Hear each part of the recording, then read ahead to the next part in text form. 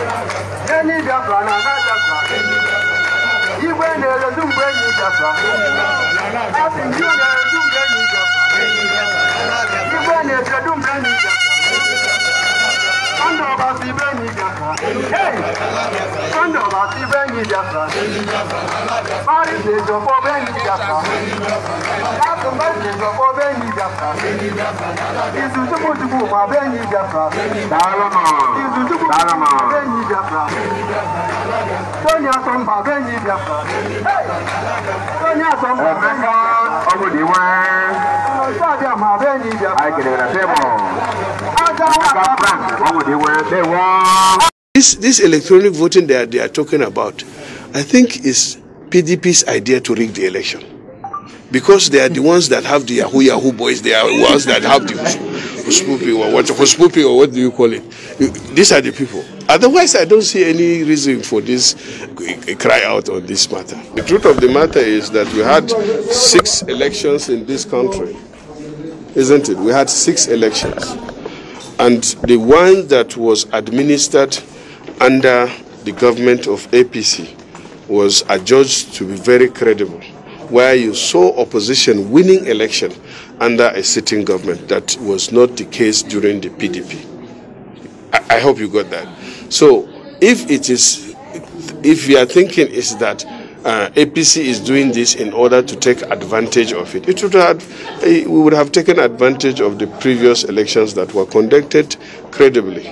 All we are saying is that, particularly myself, I stood against the electronic voting and transmission because I am here to represent my people.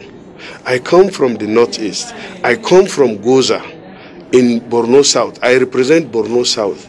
In Borno State, as it is now, we don't have power at all. For the past 6 months, the insurgents have destroyed it.